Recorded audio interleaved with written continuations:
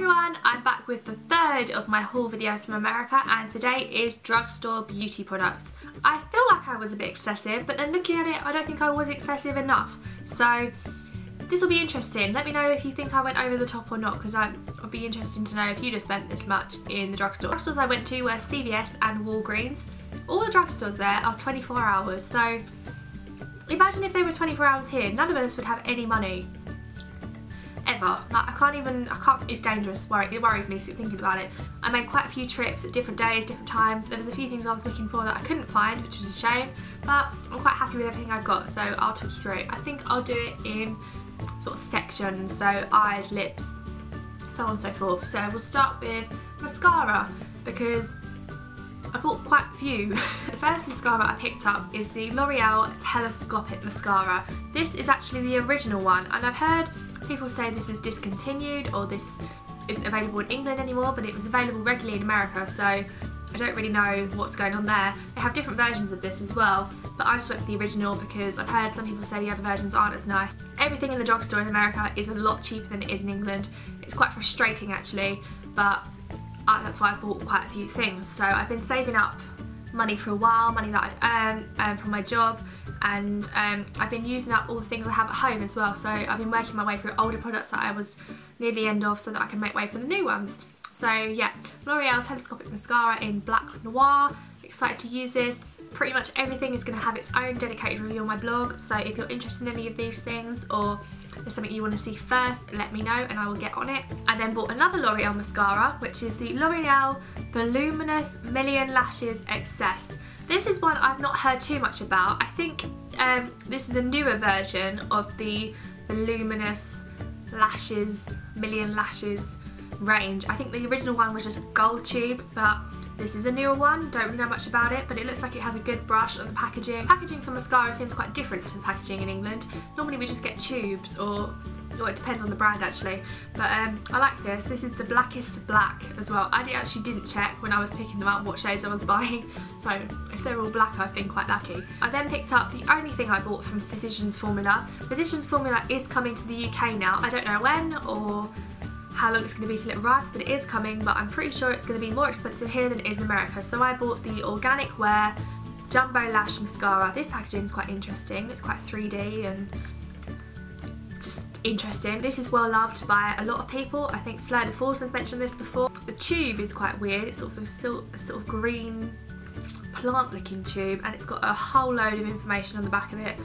Judging from the looks of it, it's an organic sort of mascara. I don't actually know much about Physicians Formula, to be honest, but I'm seeing the words eco and recyclable and organic a lot, so yeah. But I hope I like this. This was the most expensive of all the mascaras I bought when I was in America, but it was about $12, which isn't that bad, but it'll be interesting to see how much this is when it does get to England. The last two mascaras I bought are the same. They're actually just different shades of black, which I didn't realise. I just bought two because they were on 2 for $10, I think, and it's the CoverGirl Clump Crusher by Lash Blast Mascara. I've never tried anything from CoverGirl before. CoverGirl is the American version of Max Factor, which we have in England, so you can't get CoverGirl here and you can't get Max Factor there. The packaging of CoverGirl is slightly more young than Max Factor is in England. I like how the packaging of these, you can see the brush. I think that's really nice, and then you've got a little stopper there so you can just take it off and then you can use the brush. And the brush is green as well, so that's nice to see. This claims 200% more volume, which isn't possible because you can only do 100% of something, so that's annoying.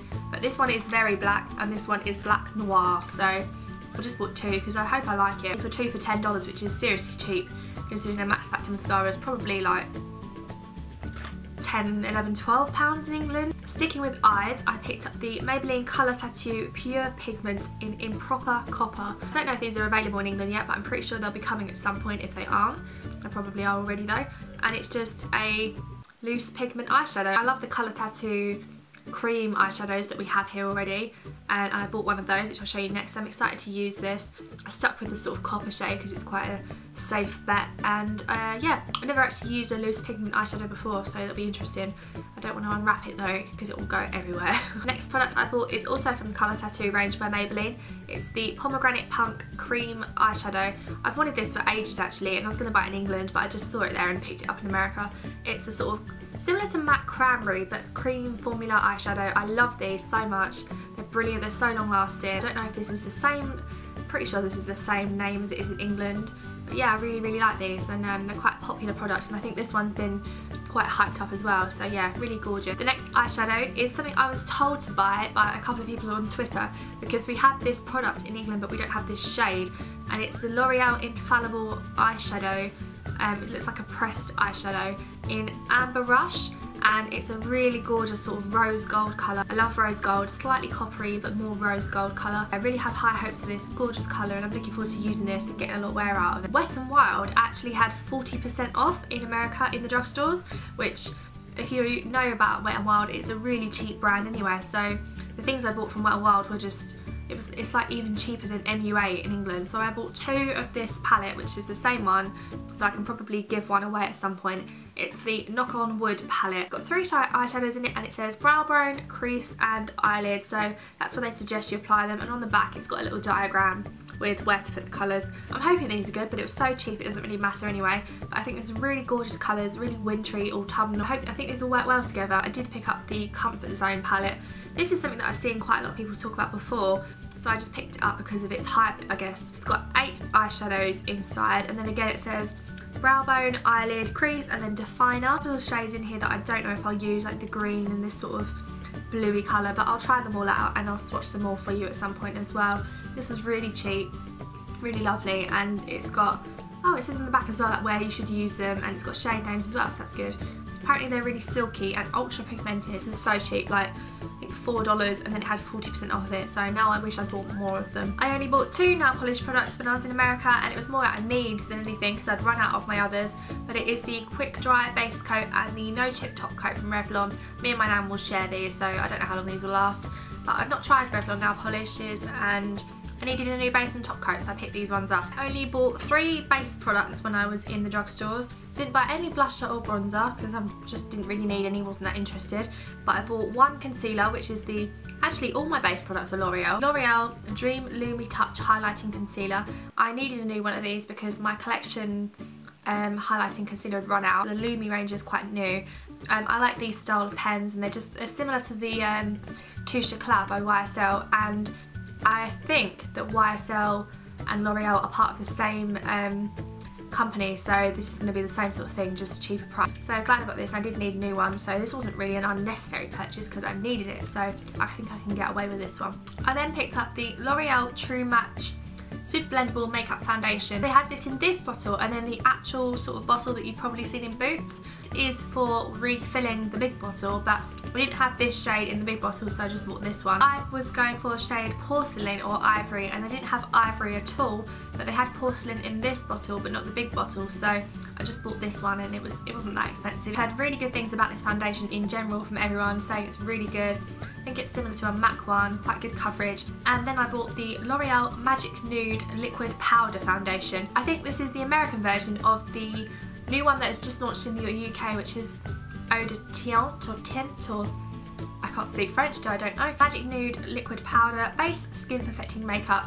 If it is the same, then it's a dupe for Giorgio Armani Maestro Foundation, I'm pretty sure. I like the bottle, it's really sweet, cute.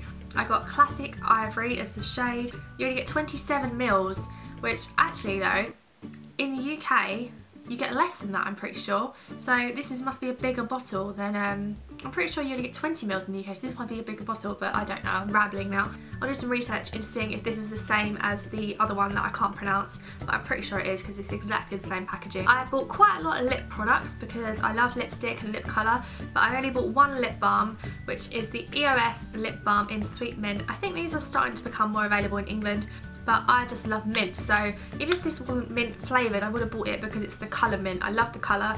Sweet mint with shea butter and an oil I can't say for happy moist super soft lips. Really excited about this. I love the little ball design, I think this is cute, and I will review this as well on my blog. I'm going to review everything, so I don't need to say that. Looking forward to using this. If you watched my haul before I left for America, you would have seen me talk about baby lips. I haven't reviewed them yet on my blog, but they're okay. I don't mind them. I like the Cherry Me one the most, as that gave me the most colour payoff, and I found the Pink Punch one was just too, I didn't really like the shade of it too much. I succumbed to the fact they had the 2 new versions of Baby Lips out, called Baby Lips Dr. Rescue Medicated Balm. It'll be interesting to see if these are any different, but I have no idea. These are more medicated lip balms than just the normal tinted ones by Baby Lips, and they offer temporary relief of pain associated with fever, blisters, cold sores and extreme dry lips.